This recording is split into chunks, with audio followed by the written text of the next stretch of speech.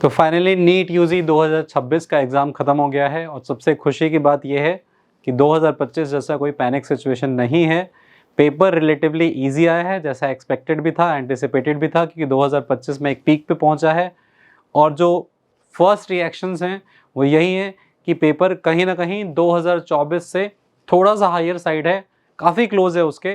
तो cut off जो कि लेके सस्पेंस रहती है वो डेफिनेटली काफ़ी ऊपर जाने का एक्सपेक्टेशन है। आप रफली फर्स्ट रिएक्शन में मान के चलें 600 के आसपास जाने का है एक्सपेक्टेशन। अब आते हैं सेक्शन वाइज।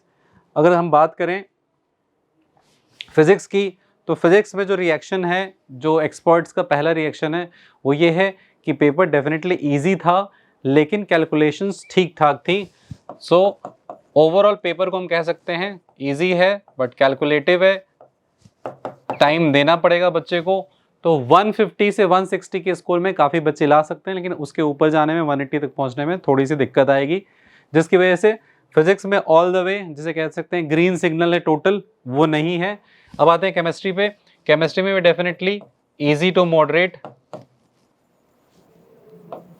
जो रिएक्शन है एक्सपर्ट्स का वो ये है कि इजी टू मॉडरेट है पेपर। स्पेशली ऑर्गेनिक केमिस्ट्री को लेके है कि उसमें 2-3 क्वेश्चंस ऐसे थे जो एनसीईआरटी से बाहर थे, उसमें बच्चों को दिक्कत आई होगी। उसको हम माइनस करें तो इसमें मॉडरेट का थोड़ा फैक्टर आ रहा है। ओवरऑल फिजिकल केमिस्ट्री में भी यही एक्सपर्ट्स का रिएक्शन है कि फिजिकल केमिस्ट्री, और बच्चों का भी यही रिएक्शन है कि इजी थी लेकिन कैलकुलेटिव थी, टाइम देना पड़ेगा केमिस्ट्री के सेक्शन में। तो वंस अगेन यहाँ पे भी फुल ग्रीन सिग्नल नहीं है। अब आते हैं हम बायो पे। ग्रीन सिग्नल से मेरा यह मतलब है कि इतना ईजी नहीं है कि फुल 180 मार्क्स स्कोर करना सबके लिए इजी होगा। Now coming to bio, bio में भी ज़ूलॉजी और बॉटनी दोनों के लिए जो रिएक्शन है वो यही है कि पेपर इजी था, क्वेश्चंस मोस्टली एनसीईआरटी से थे, बाहर की चीज़ें नहीं आई हैं। जिस बच्चे ने भी ढंग से तैयारी करी है उसके लिए ऐसा होगा कि उसको टेस्ट पेपर्स जो यहाँ पे हुए हैं स्कॉलर्स दिन में, उसमें काफ़ी क्वेश्चन उसे मैचिंग उसे पेपर में दिखे होंगे। तो बच्चे के लिए क्लोज टू 170 स्कोर करना आसान होगा ईच सेक्शन में। ओवरऑल हम बात करें तो 340 तक पहुंचना आसान होगा। तो इन सब को कंबाइन कर लें तो एक एस्टिमेट जो कट ऑफ को लेकर है वो आप रफली इस समय मान के चलें कि 600 प्लस में कहीं पे होगा। बहुत क्लोज जाएँ तो 600 से 610 की रेंज मान के चलें। तो पेपर बच्चों का ओवरऑल काफ़ी अच्छा हुआ है, कट ऑफ ऊपर जाएगी।